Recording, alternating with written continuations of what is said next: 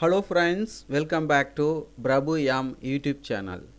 Today நம்ம ஒரு அருமையான சூப்பரான வேலைவாய்ப்பு அறிவிப்பை பற்றி தான் நம்ம இந்த வீடியோவில் பார்க்க போகிறோம். லேப் அசிஸ்டன்ட், ஆய்வக உதவியாளர் உட்பட பல்வேறு விதமான பதவிகள் அறிவிச்சிருக்கிறாங்க. எக்கச்சக்கமான பதவிகள் அறிவிச்சிருக்கிறாங்க. இது போன்ற வேலைவாய்ப்பு அறிவிப்பு உங்களுடைய மாவட்டத்தில் வந்திருக்கா தெரிஞ்சுக்கணுன்னா உங்களுடைய மாவட்டத்தை மறக்காமல் கமெண்ட்ஸ் பண்ணுங்கள். உங்களுடைய மாவட்டத்திற்கு வரும்போது கண்டிப்பாக அப்டேட் பண்ணுறேன். ஸோ பார்த்தீங்கன்னா நண்பர்களே, ஒவ்வொரு பதவிக்கும் பார்த்தீங்கன்னா தனித்தனியாக விண்ணப்ப படிவம் கொடுத்துருக்காங்க. நீங்கள் எந்த பதவிக்கு விண்ணப்பிக்க போகிறீங்களோ அந்த பதவிக்குரிய விண்ணப்ப படிவத்தை டவுன்லோட் செய்து அப்ளை பண்ணிக்கோங்க. விண்ணப்பிக்க கட்டணம் எதுவுமே கிடையாது. ஆண் பெண் இருபாலருமே இந்த பதவிகளுக்கு விண்ணப்பிக்கலாம். எப்படி விண்ணப்பிப்பது? நீங்கள் எந்த பதவிக்கு விண்ணப்பிக்க போகிறீங்களோ அந்த பதவிக்குரிய விண்ணப்ப படிவத்தை பிரிண்ட் அவுட் எடுத்துக்கோங்க. இப்போ ஆய்வக உதவியாளர் பதவிக்கு விண்ணப்பிக்க போகிறீங்க அப்படின்னா முதல்ல பார்த்தீங்கன்னா இந்த ஆய்வக உதவியாளர் பதவிக்கு விண்ணப்பிக்க போகிறீங்கன்னா என்ன படிச்சிருக்கணும் அப்படின்னா 8ஆம் வகுப்பு நீங்கள் பாஸ் பண்ணியிருக்கணும்.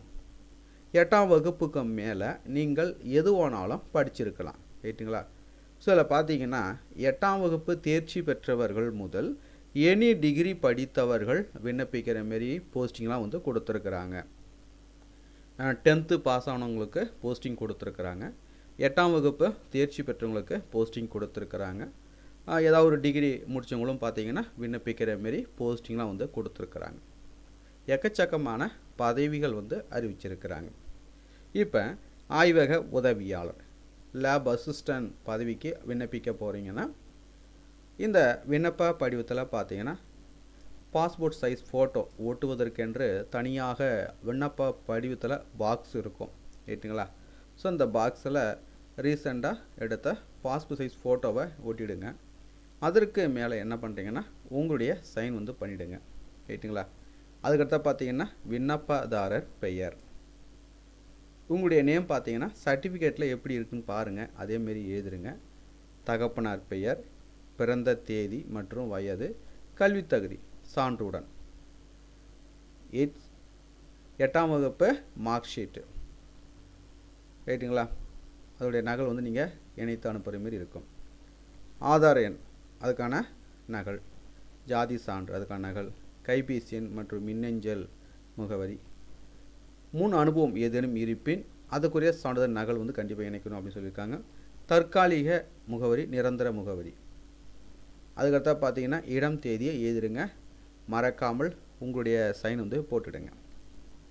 இப்போ விண்ணப்ப படிவத்தை பூர்த்தி செஞ்சாச்சு. அதுக்கு அடுத்ததாக என்ன பண்ணணும் அப்படின்னா பூர்த்தி செய்த விண்ணப்ப படிவத்துடன் தேவையான ஆவணங்களுடைய நகல்கள் அனைத்திலும் செல்ஃப் அட்டஸ்டு செய்து பூர்த்தி செய்த விண்ணப்ப படிவத்துடன் இணைத்து அவர்கள் கொடுத்திருக்கிற முகவரிக்கு விண்ணப்பங்களை அனுப்பணும். விண்ணப்பிக்க கட்டணம் கிடையாது. எக்காரணம் கொண்டோ அசல் ஆவணங்களை அனுப்பிடாதீங்க. ரைட்டுங்களா? நகல் தான் பார்த்தீங்கன்னா அனுப்பணும். அதாவது நீங்கள் என்னென்ன ஆவணங்கள்லாம் அனுப்ப போகிறீங்களோ அதை ஜெராக்ஸ் எடுத்து அதில் உங்களுடைய சைனை போட்டு இந்த பூர்த்தி செய்த விண்ணப்ப படிவத்துடன் இணைத்து அனுப்பணும். அசல் ஆவணங்கள் ஒரிஜினல் டாக்குமெண்ட்ஸ் அனுப்பிடாதீங்க.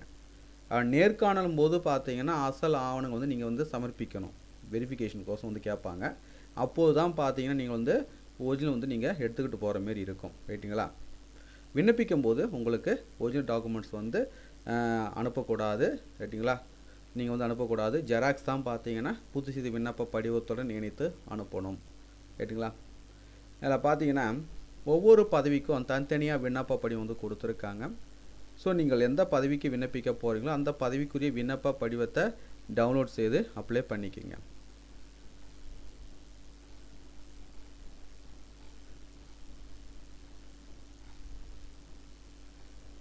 பார்த்தீங்கன்னா பல் மருத்துவர் பதவிக்கென்று தனியாக விண்ணப்ப படிவம் கொடுத்துருக்குறாங்க. அதுக்கடுத்து பார்த்தீங்கன்னா பல் மருத்துவ உதவியாளர் பணிக்கு விண்ணப்ப படிவம் தனியாக கொடுத்துருக்குறாங்க. கணினி தரவு உள்ளீட்டாளர் பதவிக்கு தனியாக விண்ணப்ப படிவம் வந்து கொடுத்துருக்குறாங்க. அதுதான் பார்த்தீங்கன்னா ஒப்பந்த வாகன துலக்குனர் பணிக்கு விண்ணப்ப படிவம் வந்து கொடுத்துருக்காங்க. அதுக்கு அடுத்தா பார்த்தீங்கன்னா ஒப்பந்த மாவட்ட தர ஆலோசகர் பதவிக்கு தனியாக விண்ணப்ப படிவம் வந்து கொடுத்துருக்காங்க. ஊர்தி ஓட்டுநர் பணிக்கு தனியாக விண்ணப்ப படிவம் வந்து கொடுத்துருக்குறாங்க. ஒப்பந்த ஆய்வக நுட்புணர் நிலை 3 பணிக்கு விண்ணப்ப படிவம் கொடுத்துருக்குறாங்க. ஒப்பந்த வட்டார கணக்கு உதவியாளர் பணிக்கு விண்ணப்ப படிவம் கொடுத்துருக்குறாங்க. ஆய்வக உதவியாளர் பணிக்கு விண்ணப்ப படிவம் வந்து கொடுத்துருக்காங்க. ஒப்பந்த பெண் செவிலி உதவியாளர் பணிக்கு விண்ணப்ப படிவம் வந்து கொடுத்துருக்குறாங்க. ஒப்பந்த காது கேளாத இளம் வயதினருக்கான பயிற்றுனர் பணிக்கான விண்ணப்ப படிவம் தனியாக வந்து கொடுத்துருக்காங்க. ஒப்பந்த மருந்து ஆளுநர் பணிக்கு தனியாக விண்ணப்ப படிவம் வந்து கொடுத்துருக்காங்க. ஸோ நீங்கள் வந்து எந்த பதவிக்கு விண்ணப்பிக்க போகிறீங்களோ அந்த பதவிக்குரிய விண்ணப்ப படிவத்தை டவுன்லோட் செய்து அப்ளை பண்ணிக்கிங்க. ஆஃப்லைனில் தான் விண்ணப்பிக்க போகிறீங்க. நீங்கள் பார்த்து கொண்டிருப்பதற்கான அஃபிஷியல் நோட்டிஃபிகேஷன்.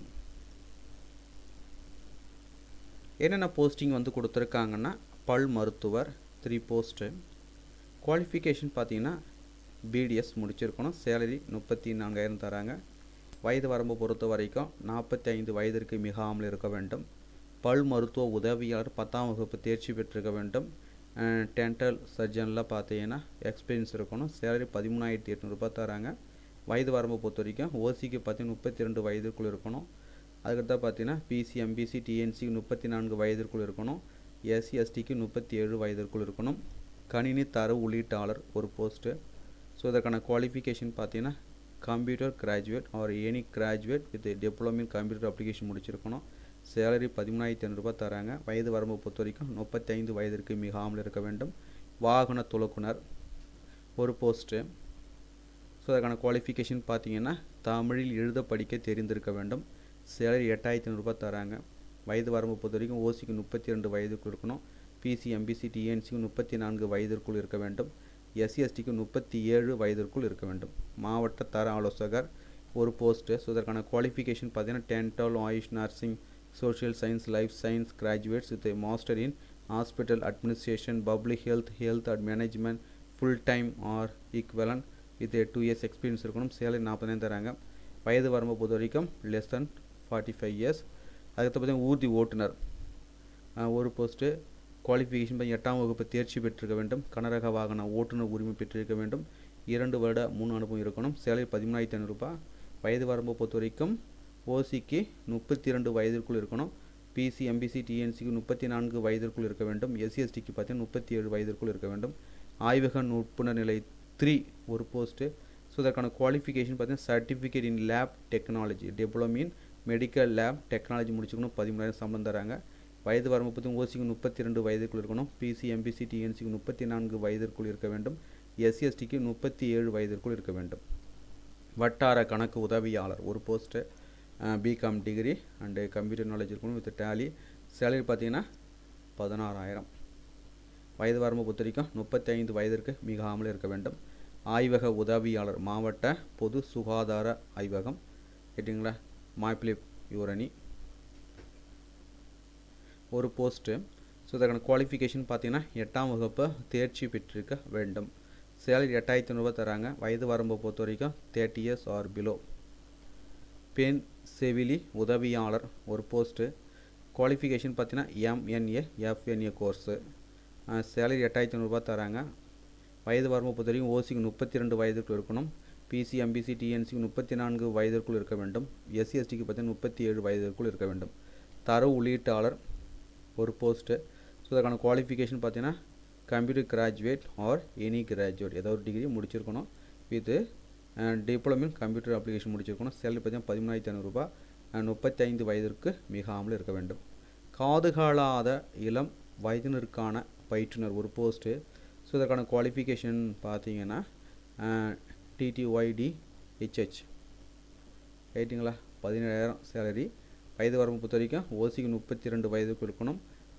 எஸ்சி எஸ்டிக்கு 37 வயதுக்குள் இருக்கணும்.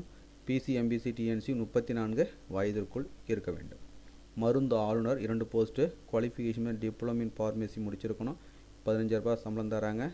வயது வரம்பை பொறுத்த வரைக்கும் ஓசிக்கு 32 வயதுக்குள் இருக்கணும், பிசி எம்பிசி டிஎன்சிக்கு 34 வயதிற்குள் இருக்க வேண்டும், எஸ்சிஎஸ்டி பார்த்தீங்கன்னா 37 வயதிற்குள் இருக்க வேண்டும்.